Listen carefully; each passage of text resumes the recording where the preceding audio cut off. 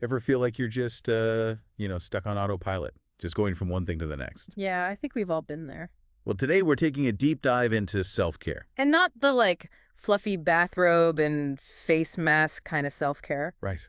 We're talking about the stuff that actually helps people like us, who are busy and have a lot going on. We've got some great articles for this deep dive with practical advice. Oh, and even a research paper that really digs into the science. It's going to be a good one. What I find really fascinating is that we tend to think of self-care as something that, takes time away from being productive. Yeah, it's like me time. So it must mean less time for work. But there's actually research that suggests the opposite. Really? Yeah, for example, the Harvard Business Review, they found a connection between having a self-care routine and doing better at work. Interesting. It's like taking care of yourself actually gives you a boost. Yeah, like a secret weapon for getting things done. Okay, I'm all ears. But I think a lot of us are very familiar with that feeling of constantly being on, Mm-hmm. with work and family. Right.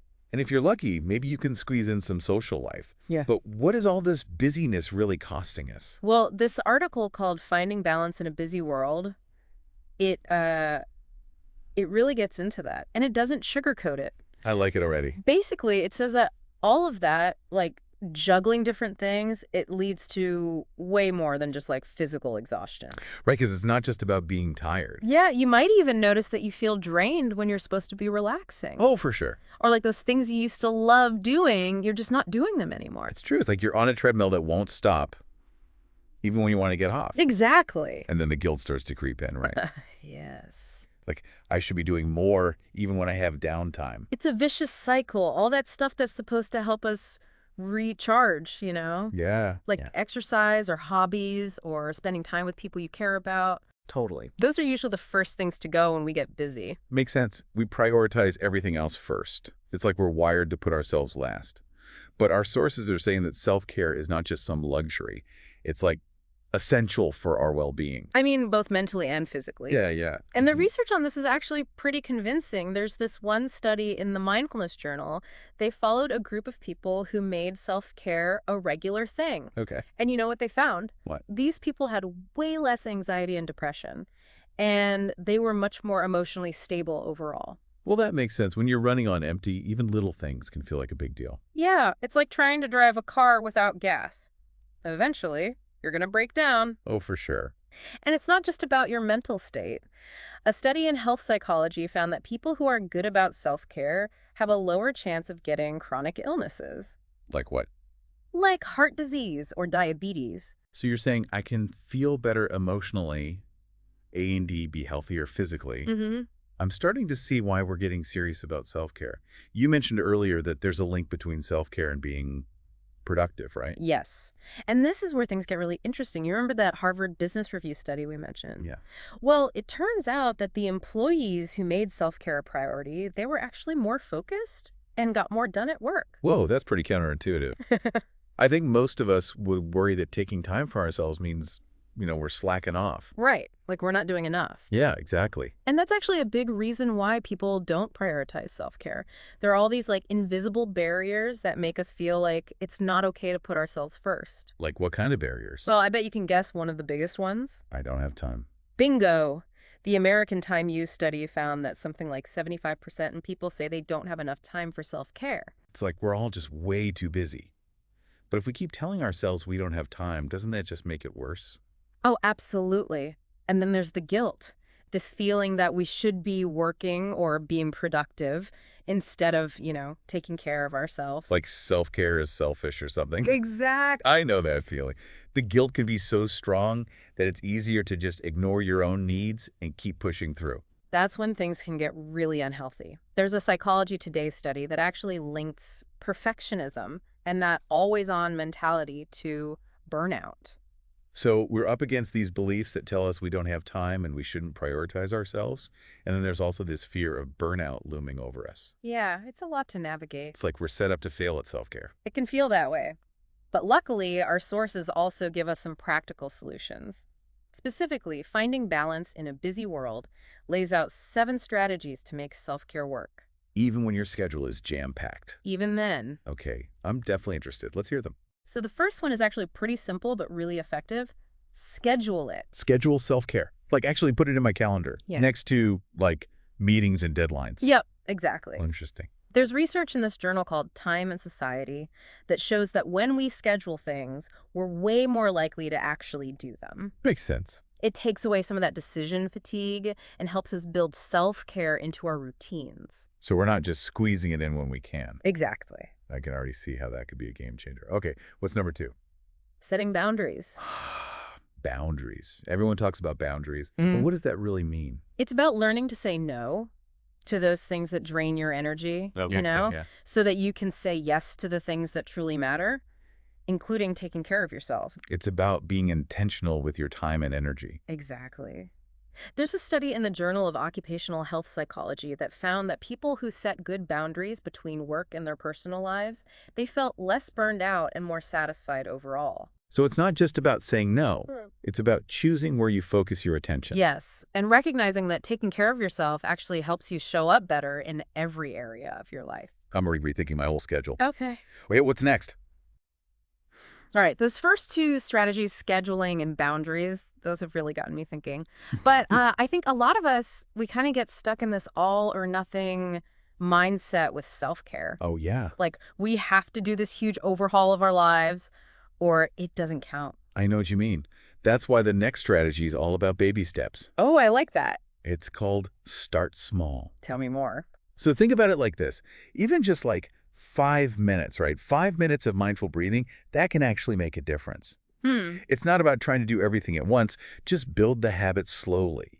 So instead of stressing about finding like a whole hour for yoga or a spa day or whatever, it's more about finding these small moments of self-care throughout the day. Exactly. It could be something super simple like stepping outside for a couple minutes to get some sun, Yeah. or listening to your favorite song, Oh, I love that. or even just taking a few deep breaths before you jump into a meeting. Right, those little things can add up. They really do. Small steps can have a big impact. I love that. Okay, what's the next strategy? How else can we fit self-care into our busy lives? Number 4 is all about mindfulness. Mindfulness. And when I say mindfulness, I don't just mean meditation. Okay, because I think a lot of people, when they hear mindfulness, they picture like someone meditating on a mountaintop, There. you know? Right. It can seem a bit out there. Yeah. So how do we obviously like bring mindfulness into our everyday lives? It's about being present, being aware of what's happening right now. Okay. So instead of rushing through your to-do list without even thinking. Just going through the motions. Exactly. Mindfulness means you're paying attention to your thoughts and your feelings and what's going on in your body without judging yourself. So it's like hitting pause on that constant mental chatter. Yeah, exactly. Building into what's going on right here, right now. And you can actually practice mindfulness during any activity. Really? Yeah, like really savoring your morning coffee, Okay. paying attention to like how your feet feel when you're walking, Oh, interesting. or just taking those few deep breaths before you answer an email. I never thought about it that way, but it makes sense. It's like finding little moments of peace in your day. Exactly. This is making me want to try some mindfulness. Yeah. And there's research to back this up, right? Oh, absolutely. There was this big study, a meta-analysis, Wow. published in the Mindfulness Journal, and it looked at how mindfulness practices affect stress. What they found is that even just a few minutes of mindful breathing can really lower the stress hormone cortisol in your body. So those little moments of mindfulness actually have a physical effect on how we handle stress. They really do. I'm definitely inspired to try this. What's next on the list? Number 5 is all about building what's called a self-care toolkit. A toolkit. Yeah. Okay, now I'm really intrigued. What's that all about? So it's about figuring out what helps you relax, what helps you recharge and deal with stress. Okay. It's like your personal collection of feel-good activities and resources. Like a menu of options for different moods or situations. Exactly. It could be things like a cozy blanket, for when you just need to unwind, Oh, yeah. a playlist of music that makes you feel good, Love that. maybe a journal to write down your thoughts, Okay. or like a funny podcast that always makes you laugh. Anything that works for you? I love this idea. It's like having a go-to list of things that nourish your soul. Yeah. All right, I gotta ask, what would be in your self-care toolkit? I think. Definitely a good book, a warm cup of tea, Classic. and a long walk in nature. Sometimes I even go stargazing. Helps me feel connected to something bigger, you know? I love that. What about you? I'm a big fan of a hot bath with Epsom salts and essential oils. after a long day. Oh yeah, that sounds nice. And a good dance party in my living room never hurts either. Always a good mood booster. Okay, I'm ready for number 6. What else is on the list? This one is about taking a holistic approach to self-care. Okay. It's about taking care of all parts of yourself, not just physically, Right. but also emotionally, mentally, and even spiritually. So it's bigger than just bubble baths and face masks. It's about all the different ways we can nourish ourselves. Exactly. So that could include things like getting enough sleep, moving your body in ways that feel good, Yeah. connecting with people you love, learning something new, practicing gratitude, spending time in nature, being creative. So it's really multifaceted. It's not just about pampering yourself. It's about the whole picture. Okay, we've reached the final strategy. What's number 7? This one might be the most important. It's practicing self-compassion. Self-compassion. We hear that a lot, but it's easier said than done, right? It really is. Especially with all the messages we get about achieving more and being perfect. It's hard to escape that. It is, and we tend to be so much harder on ourselves than we would ever be on a friend. Oh, definitely. Self-compassion is about treating yourself with kindness, with understanding, and forgiveness the same way you would treat someone you care about. So it's about silencing that inner critic, Yeah, replacing that negative self-talk with encouragement and support. exactly. It's about remembering that you're worthy of care and love, even when you mess up or don't meet your own expectations. Giving yourself permission to be human, flaws and all. Exactly. And isn't there research showing that self-compassion actually helps us cope with challenges better? There is. Studies have found that people who are good at self-compassion, they're more resilient. Okay. They bounce back from failures more easily, and they don't get stuck in negative emotions as much. That makes sense. If you're constantly beating yourself up, it's hard to keep going. For sure. But when you treat yourself with kindness, it creates this supportive environment where you can learn and grow from your experiences. It does. And remember, self-compassion is a skill. It takes practice. Like a muscle you have to strengthen. Exactly. So I've got these 7 strategies: scheduling self-care, setting boundaries, starting small, practicing mindfulness, creating a self-care toolkit, nourishing all aspects of ourselves, and practicing self-compassion. It's quite a list. It is, but it all sounds really good in theory. I'm curious to see how these strategies actually play out in real life. Oh yeah, that's important.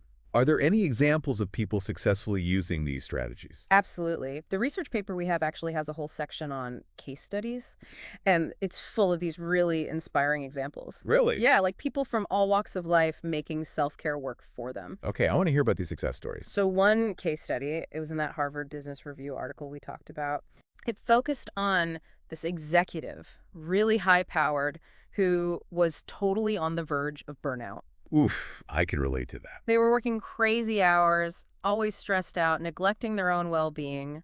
What did they do to turn things around? You know what? They started small. They committed to just 30 minutes of yoga twice a week, Okay. and they put it in their calendar like it was a meeting. Non-negotiable. So they used that first strategy, scheduling. Yeah. And the results were incredible. Like within a few months, they said their stress levels were way down, their energy was way up, Wow. and they were able to focus better at work. It's amazing how even small changes done consistently can make a difference. It really is. What about the other case studies? Another one, this one was from a study on work-life balance. It focused on a working mom Okay. who just felt completely overwhelmed trying to juggle work and family. That's a struggle a lot of parents know. It is. So she realized she needed to set some serious boundaries. Okay, good for her. She decided no more work notifications after 6 p.m. Good rule. And she used that time to connect with her kids and do things she enjoyed. So she was able to reclaim her evenings by setting boundaries and protecting her personal time. Exactly. And by separating work and family, she was able to be more present in both. And less stressed overall. It's about recognizing that self-care isn't selfish. It helps us be better in every role we play. Right. I like that. What was the last case study about? The last one was about a student who couldn't focus when they were studying. They just felt so distracted and overwhelmed by all the material. Oh yeah, those long study sessions can be brutal. They are. So what the student did was they started taking these little mindfulness breaks during their study sessions. Okay. Like every hour, they'd set a timer for 5 minutes, and they'd do some mindful breathing or a quick body scan meditation. Creating those little pockets of calm amidst the chaos. Exactly. And it made a huge difference in their ability to focus, take in information, and just feel less stressed. It's a good reminder that mindfulness doesn't have to be this big time-consuming thing. It can be little things throughout the day. Absolutely. And what's so inspiring about all these case studies is that they show that self-care isn't just for people with tons of free time. It's something anyone can do. No matter how busy they are. Exactly. I'm feeling really motivated to actually take action. These strategies are practical, they're backed up by science, and they work for real people. And that's the key takeaway. Self-care isn't one size fits all. But by trying these strategies and seeing what works for you, you can create a self-care routine that really takes care of your mind, body, and soul. We've covered a lot of ground in this deep dive. We have. We talked about the science of self-care, explored practical strategies, and even heard those inspiring examples. But before we wrap up, I want to go back to something we touched on earlier, that self-care isn't just about feeling good, it's also about helping us be our best selves. Right, it's not just pampering. It's about creating a foundation of well-being so we can thrive. Exactly, and that's why self-care is so crucial, not just for our own happiness, but for our ability to contribute to the world around us. I love that. Self-care is a way to contribute to the world. When we take care of ourselves, we have more energy, more focus, more resilience to show up for the people and things we care about. Exactly. I'm ready for the final part where I'm sure you'll leave us with some great takeaways. We'll leave you with some food for thought to help you continue your self-care journey. All right, so we've talked about the science, we've got some strategies, and we've even heard from people who are making it work. Now we want to help you take all this knowledge and make it your own. Yeah, because hearing about self-care is one thing, Right. but actually doing it Yeah, consistently, that's where the magic happens. exactly. So as you go about your week, we want to leave you with one question to really think about. What's one small step you can commit to Mm. this week? And I mean really commit, like something that feels doable and enjoyable, not just another item on that never-ending to-do list. It really could be something as simple as just 5 minutes of mindful breathing each morning, Yeah, that's a good one. or adding an extra veggie to your dinner, Oh, I like that. or setting a reminder to take a walk during your lunch break. The point is not to, like, be perfect at self-care. It's about finding those little ways to nourish yourself that actually fit into your life. Exactly. And this is where that self-compassion comes in. There will be days when you totally rock it. Oh, yeah. And there will be days when, life gets in the way. That's just reality, right? It is. So instead of beating ourselves up on those days, how can we be more supportive? It's a good question. Think about how you'd treat a friend who is struggling. You wouldn't, yell at them for skipping a workout or having a tough day. You give them a pep talk. Right. You'd be understanding. So why not treat ourselves the same way? It's true. We deserve that same kindness. And remember, even those small acts of self-care, when you do them regularly, they can have a huge impact on your well-being. It's like building a foundation brick by brick. And speaking of building, we've really just scratched the surface of self-care in this deep dive. We have. But in future episodes, we'll go even deeper. We'll talk about things like specific meditation techniques, time management strategies, tools to help you manage stress. Consider this a starting point, the beginning of your journey to prioritize yourself, not as a luxury, but as the essential thing it truly is. Because you deserve to be taken care of. You're capable of creating a life that nourishes you. And the world needs you to be your best, most energized self. Thanks for joining us on this deep dive. And until next time, take good care.